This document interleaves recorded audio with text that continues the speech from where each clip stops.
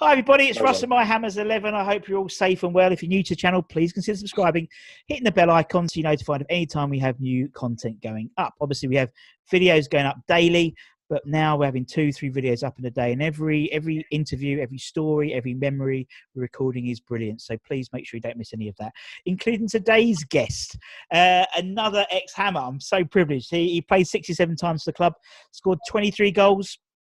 2018, he was rightly awarded an MBE as well. It's Leroy Rosenior, MBE. Hi, Leroy. How are you? I'm very good. Good to see you. Really good. Good. I know everyone says it, but how's lockdown treating you? It's treating me all right. Not too bad. I'm quite fortunate. I live in a place called Portishead, which is out near Bristol, which is kind of like, got loads of open ground around me. So I'm really fortunate. I've got a dog, as you just said. The dog was barking before we came on here. So lots of walking. Just trying to keep the kids focused on their homework and stuff like that has been the most difficult. I'm really fortunate. I've got nothing to complain about. Exactly. Yeah, me too. It's I've got a newfound respect for teachers. That's all I'm saying. Exactly. Just have, exactly. you can't. But no, it's one of those things. But at least we've got football back. Hey, the Premier League's back. It certainly is. And yeah, kinda. Kinda. Yeah, it was back. It's like it was never went away. Really. It was all talking about VAR after the first game. VAR was the most interesting thing about that first game, to be honest. But the second game, I thought, Man City were. I always fancy Man City because they just play like they train. You think, didn't you? They just keep passing the ball, and Arsenal were the same old Arsenal, weren't they? Same old Arsenal. Nothing's changed. Absolutely nothing. But yeah, it's good to have it back. It is. It's really to have it back, and obviously, that we're all getting ready for Wolves at home, and I'm really looking forward to it now. I think again, I think a few people were similar to me. They were a bit dubious about starting, just thinking everything that's happened in the world and in the country particularly. But I think it's come at the right time. Football, I think, for everyone's sake, not obviously just for the pandemic, but obviously stuff that's happened in the last week or so as well. It just seems to bring people back together, and I think it's quite timely, to be honest. Yeah, it certainly is timely, and you don't stop life, you don't stop enjoying things because of things going on around the world. That's the last thing we want. But what football's done is not only has it come back and everybody's really looking forward to it, I think I've just seen the players starting to take responsibility for trying to make a change, starting to realise that they are role models and that they do have a platform to deliver a change. And what Marcus Rashford did against in terms of free school meals was just outstanding. But only Marcus Rashford could deliver that because he has the platform to do it. We all want to do it. We all believe, we all agree with him, but we haven't got the platform to have that impact on the government like he did. And I think players are starting to realise that. There's more to life than just turning up for training and playing football. And they do have a responsibility in terms of what happens in their society. Yeah, and I totally agree. And obviously, symbolic, and I think it'll be probably in every game, at least at the beginning week of the season, everyone's always taking the knee as soon as kickoff happened. And I just think that was such a powerful message to sort of, and obviously the names on the back as well, replacing them with Black Lives Matter. It just seems like you're right. It seems like it's now on the agenda properly. Do you know what I mean? I just think it certainly is. Obviously, there was the minutes signed for the NHS because of what the NHS have done for all of us, which is just magnificent. And that needs to be, obviously, people need to be made aware that people within the NHS are struggling, financially, and they're putting their lives on the line. So that was the first thing.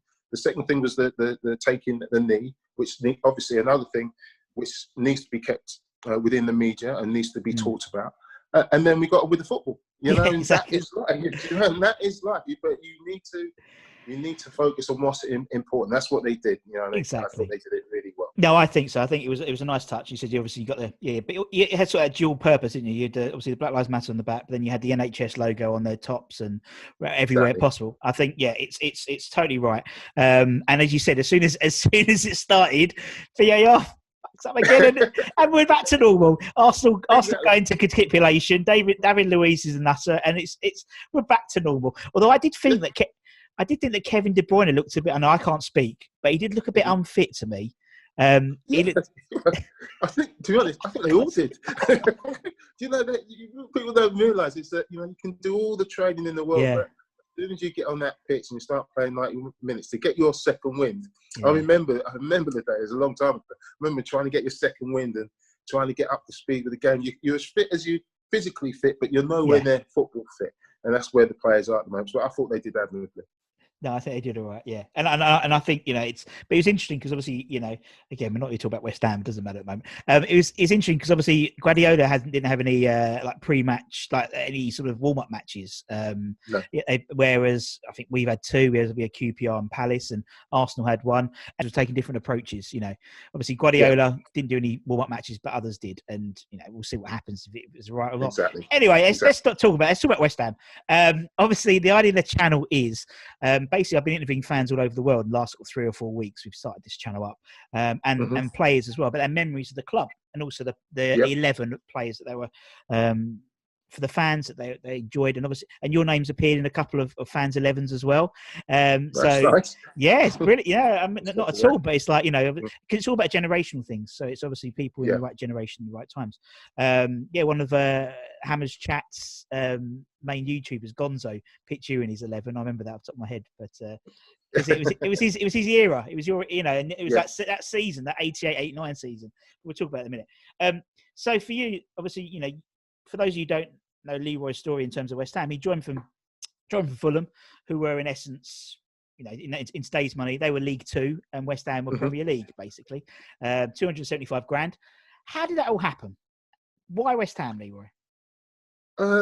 Well, I'd been at QPR in the top division, and on that awful plastic pitch, and Jimmy Hill persuaded me to go down to back to Fulham, and I didn't really want to drop down, but I went back and I scored goals left, right, and centre. I think I scored about 20 odd goals for Fulham, and it was up till March.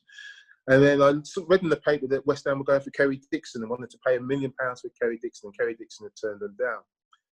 I think the next day, Steve Harrison got in touch with Fulham about going to Watford. So I drove up to Watford, got to Vicarage Road, met him at the ground, and really liked him, got on, had a call with Elton John, and all the deal was all done. I'd agreed the contract and everything, and then just as we were about to go in and sign the contract, he said, you do know you have to go and live within 12 miles of the ground. I went, pardon?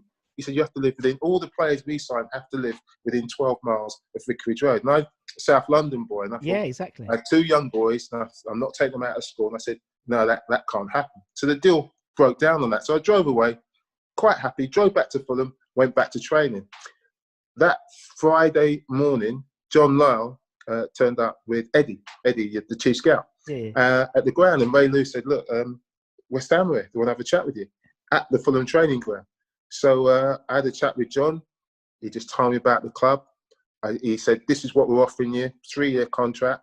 I said, lovely. I didn't even negotiate. I just said, yeah, lovely, I'm coming, and signed the contract. And then the next day, we were playing Watford at home. And obviously, it was a relegation battle. So I turned up at in the changing room at Upton Park. And the only person I knew was Tony Gale, having played with him at Fulham. And Gailey looked after me, as he does. He looks after everybody. Gailey said hello to the lads, put the number 9 shirt on, and went out and played.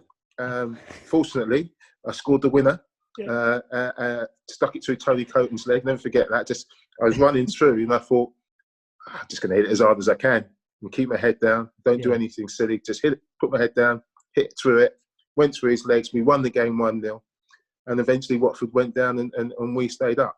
But it was a great way to start my career at West Ham. Yeah, unusual, isn't it? I mean, it's at least some people get like a training session or something, but it's like literally off you go.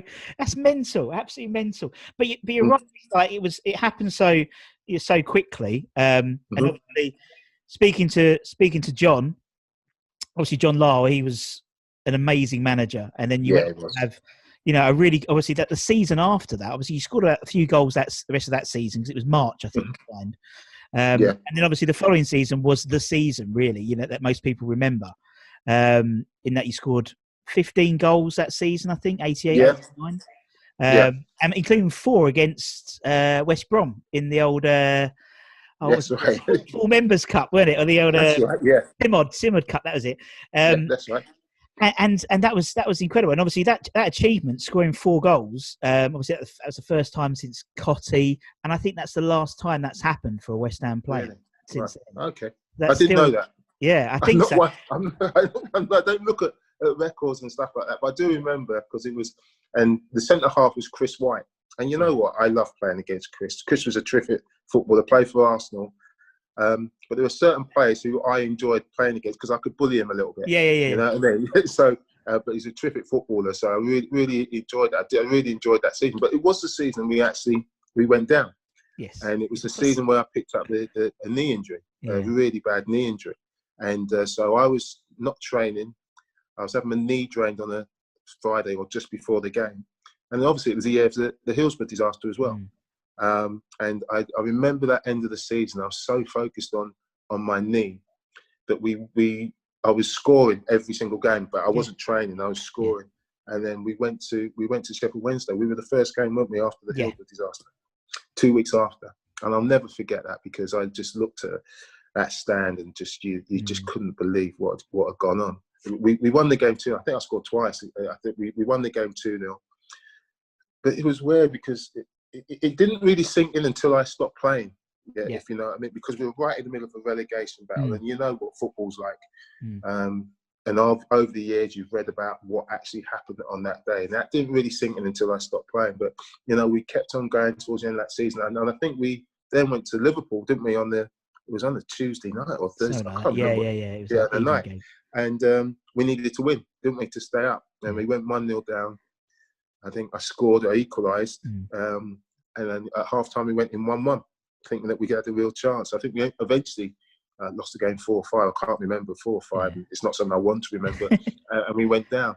But it was kind of like I went into hospital the next day, had an operation on my knee, and while I was lying in the bed, when I woke up, the anaesthetist came into me and said, "Well, what are you going to do now then?" I said, "What do you mean? What am I going to do now?" He said, "Well, you won't be able to play football again. You've got a hole of the size of a 50p piece in your knee," because he didn't think I'd be able to play again. And so I was like left in absolute shock. So it was a bittersweet season for me. But I did manage to get back and play, not to the level because my knee was so bad. But Billy Bonds, I managed to play under Billy Bonds and we'll get back in the cloud of blue again once again and finish my career on my terms. Yeah, no, exactly. And as you said, I mean, you've done, you had John Law and Billy Bonds as managers as well. It's like, it weren't a bad pairing, but exactly, complete legends. And obviously, what was the dress? Obviously, you came in and it's like literally there's your kit and start. Almost like like it's totally on the Sunday League and like your mate who's like he's a ringer. And there we go, off you go. That must have been it. Obviously, New Gailey.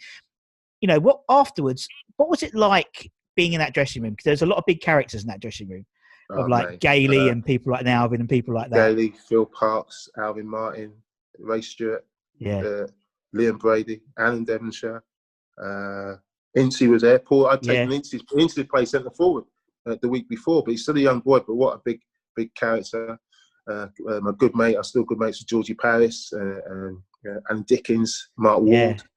Tony COYI was still there that season. It was a season just before I went to Everton. Some really big characters. I signed with Julian Dix. You can't get a bigger character than Julian, and so it was fun. It was a joy. I learned so much, not in terms of just characters in the dressing, but on the training ground under John Law and with those players. I developed so quickly. Just loved the training. I mean, I went there when Liam Brady was 34, but he's still the best player I've ever seen. Honestly, the best player I've ever seen. I think I remember Liam playing for Arsenal and playing in Italy, and he was an unbelievable athlete. Magnificent athlete, and. Have you frozen? He's still there. No, I can hear you. Yeah, he's still a magnificent athlete. I think he'd lost that athletic ability, but his ability on the ball, we just couldn't get the ball off him. Just couldn't get. And then Alan Devonshire, and I remember Alan had a hamstring injury, and Alan had a really bad knee, and I think he had his hamstring kind of woven around the back of his knee to keep his knee in place. So, but his ability on the ball was just outrageous, absolutely outrageous. I loved my time at West Ham. It was an absolute joy. Yeah, no, you had a great dressing room. And I think that's with football. It's nowadays it doesn't seem like that anymore. From a fan's perspective, it seems those characters in the game you don't get now. Do you know what I mean? It's almost you had so much ability, but you had so much desire. I mean, like Billy Bonds. You mentioned Billy Bonds. Billy was still playing there. Stuart Robson. It's the hardest men I've ever played with, but Billy was just ridiculous. I'd go into war with Billy as long as he was in front of me. Do you know what I mean?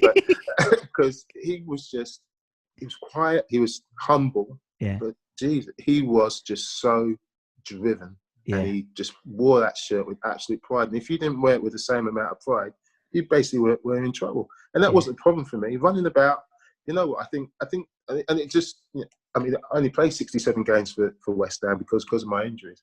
But if you put that shirt on, as long as you went out and you gave it everything, the West Ham fans they'd not have a problem with you at all. Because you didn't matter if you people say, "Oh, like we're the academy, we like to play football." Yes, we were, but they wanted you to give 100%. They loved the tackle, they loved the physical challenge. You know, they loved all that. And if you were prepared to do that, which fortunately I was that sort of player. Yeah.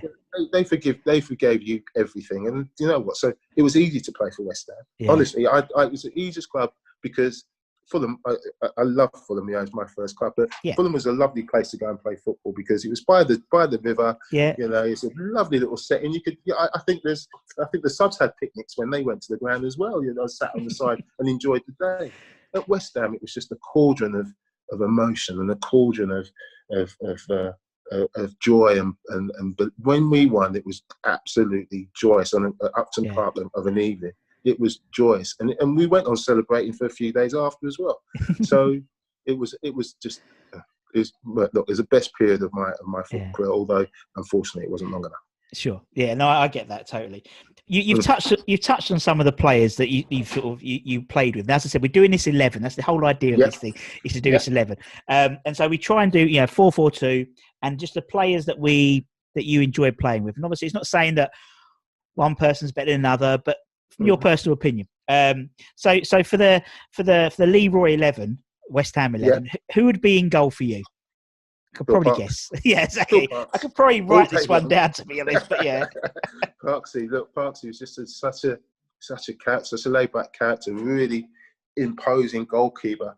And if you're on a one-on-one with Parksy, he's stood up tall, and there's no way you're going to beat. And then his hair on top of that as well, isn't it? Yeah. Exactly, his hair on top of that. And I talk about hard characters. I remember Parksy training one day, and he had knee problems as we all did. And he was training on his own with the goalkeeping coach. He was throwing himself about. And I said, "What are you doing?" He said, "Oh, don't worry." He's just throwing himself about. And then also he went, "Ah!" And he got his hand like that, and he pinched the bone of his knee that was flaking in his knee. And he held the bone of his knee, jumped in a taxi, went off to the surgeon, who took the little bit of flaking bone out and played at the weekend. And so that was the Parksy. But as a goalkeeper, technically brilliant. Absolutely brilliant, and he just played in the air with us. And great. I mean, I played with David Seaman, and you can see why. But Parksy was right up there, so that's an easy one. Easy one. Left back again. I probably could guess the left back, but it's Julian. Julian all day long. Julian was signed with Julian. He was as dedicated a trainer as I've ever seen. When we finished training, obviously we had that indoor facility at Chadwell Heath. Yeah. You just hear boom, boom, boom for about an hour. Who's that? It's Julian. He's just smacking the ball against the wall on his own with that left foot, that beautiful left foot. Great cross for the ball, hard as nails. Didn't back down. Loved the game. Absolutely loved the game. And you see some all down that left hand side. Great on a 1-to-1. You should intimidate wide players. So. Yeah, easy one. Julian Dix all day long. All right, I put Julian. I could have probably written most of this down anyway, as I said. Right, let's go right back. Who would be your right back? Right back is easy. It's Tonga. Ray Stewart. Tonga, Ray Stewart. Ray Stewart. I love Ray because he always had something going on. The picture was a deal going on or something. He's always like wheeler dealing. But what a striker of a ball! He's renowned for his penalty taking, but it's a terrific passer. As a centre forward, your fullbacks are the ones who usually your defenders deliver from back to front. Yep. And so if you got Julian, terrific left foot, Ray, fantastic right foot, you should drive it into you or dink it into you. Yeah. So it took all the pressure off your touch. It took the pressure off where the defender was. It was always right side. Appreciation of the game. Really, really strong character as well. Obviously, we all know that the Ray was Scottish, and that came out in the toughness and the uncompromising. But a real joy to play with, and Yeah, so race Yeah, right back. simple. Easy, Right. easy. Okay. Again, centre backs. So I'll probably guess these. But anyway, we'll go for them. Who's your first centre back then, Leroy? My first centre back, the number one is Alvin. Yeah. Big Alvin. Um, love Alvin. You know, again, you just strong, uncompromising centre back, but very, very talented on the ball as well. Very cultured on the ball. I used to love. You know, Julian used to go in the gym. We used to have this swinging ball at the training ground, and we used to kind of on a rope. Yeah. And so we used to do heading on this swinging ball, little competitions with Alvin. So we loved that. Really loved that. But Alvin was not only he could do both. He could defend. He could head. He could also he's cultured on the ball as well, and he's a great captain. So Alvin Martin would be my first centre half. Yep. And who's my he second centre half? Yes. Is Gailey. Exactly. Tony Gale. Having played with him at Fulham, you know, Tony taught me a lot when I was at Fulham about you know making 2 runs. You know, you know if I went short, then he'd put it long. If I went long, he'd drop it in short. And talk about he was the best distributor of the ball from the back that I played with. Wow. Because he could drive it, but he could also just leave it in there. So a lot of the time you could just set it off one touch because you take all the pace off it. So you get time. You didn't really have to think. You just go and do it very, very simply. Very cultured on the ball, very confident. But the other thing that I think people, I'm sure they'll be aware, but in the dressing room, Tony was just terrific. Yeah. It just never stopped. He just never stopped making you laugh. And when you're in that environment, and that's why people miss, you know, the training ground. That's why they miss being around the lads. It's because people like Tony Gale, because he just made it a joy. He just a joy. And even if you were the butt of the joke, you still had to laugh at yourself. Yeah. Tony, still in touch with Tony quite a lot. Top man and top footballer. So that's my back four. Yeah, no, he's a good show. He's a good man. Value on the channel. He's a giggle, as you can imagine. Tony put himself captain. He put himself centre. No one else would. Penalty taker, free kick taker, and manager as well, as you can imagine with Tone.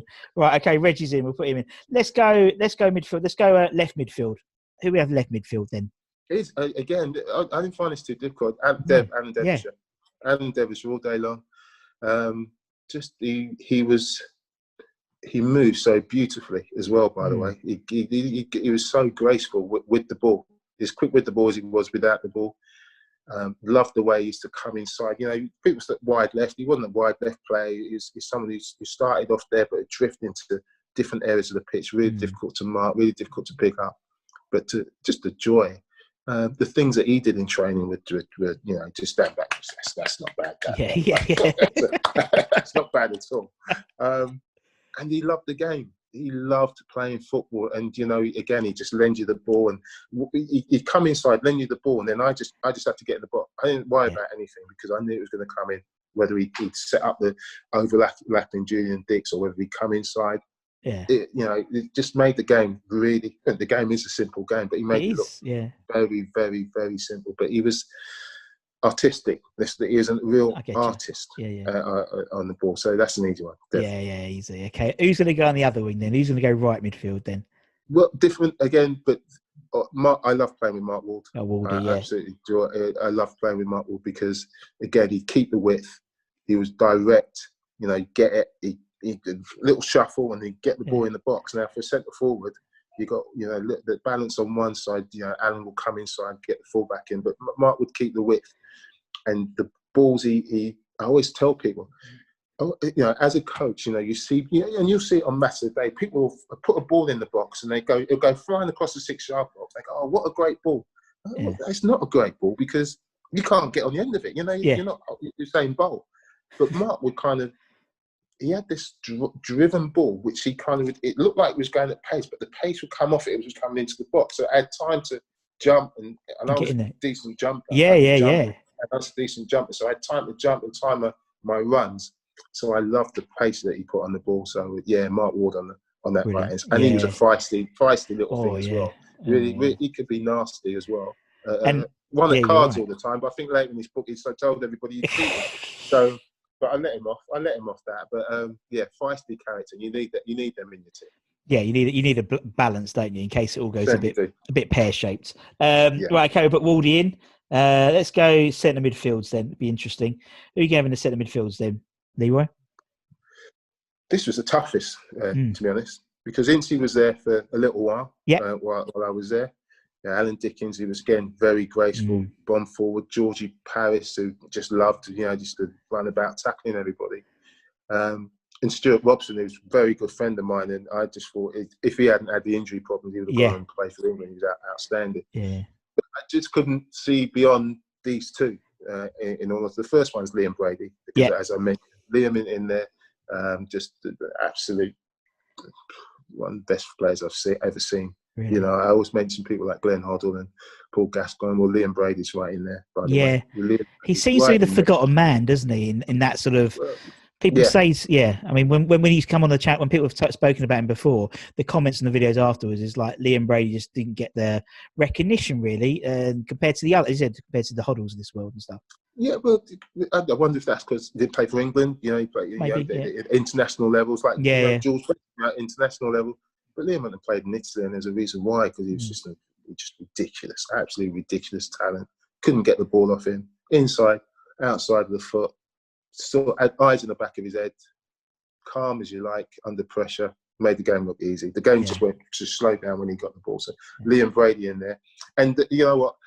I had to get this guy in my team. I could have got him at centre half, right back, centre forward, captain, Billy Bonds. Billy Bonds.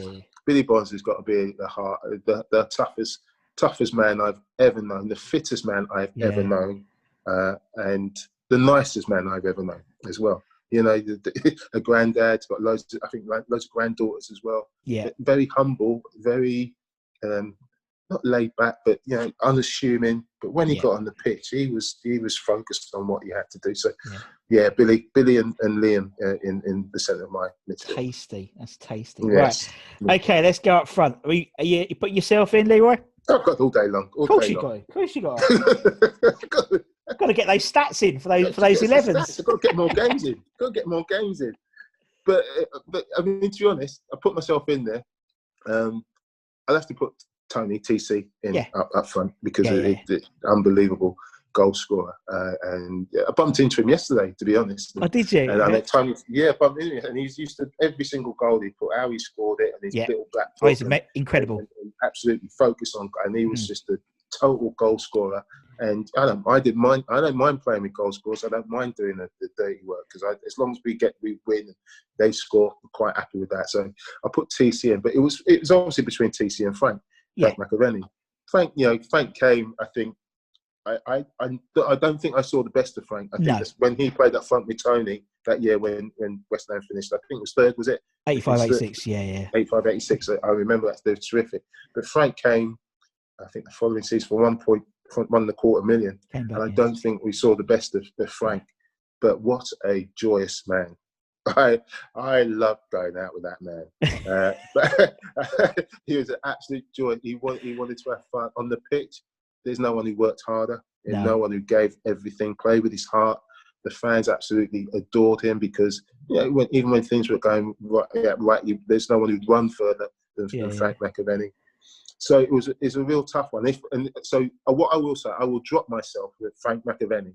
In that start, but not this time, because I want to be in this. It'd be first sub. First sub. First sub. So that's my 11. That's wicked, man. That's good. That's lovely stuff. No, I know, totally get about Tony. Because obviously we had him on. We've had Macca on as well, and Tony's his stats. He just sort of reels them off, and so I had to make sure I was up to date, because I know who'd be. No. I scored 137. So it's okay, right, T. So, Leroy, man, it's been brilliant. It's been lovely talking to you, man. It's been great. Absolute pleasure. Thank you. And I hope, I hope to see you at London Stadium soon one day. We never know. We could all get back. Definitely. I'll be there. I'll be there on Saturday, but on my own. I hope you enjoy the game. Yeah, I'll be there on my own. Obviously, just clearly the players need I'm Forever Blowing Bubbles played on the stadium to make sure they know they're at West Ham. Otherwise, absolutely, because home advantage really makes a difference at the moment. But as we know, do you know what it does? It's an advantage lost. But if you were to say to a player, where would you rather play? They'd rather play at home. So it's as simple as that. Of course. Do you know what I mean? So and obviously, thank you to everyone for watching. Obviously, like, share, subscribe. You know what to do. And until next time, everybody, from me and Leroy, take care, everybody. Stay safe, and we'll see you again soon. See you, everybody. Bye bye.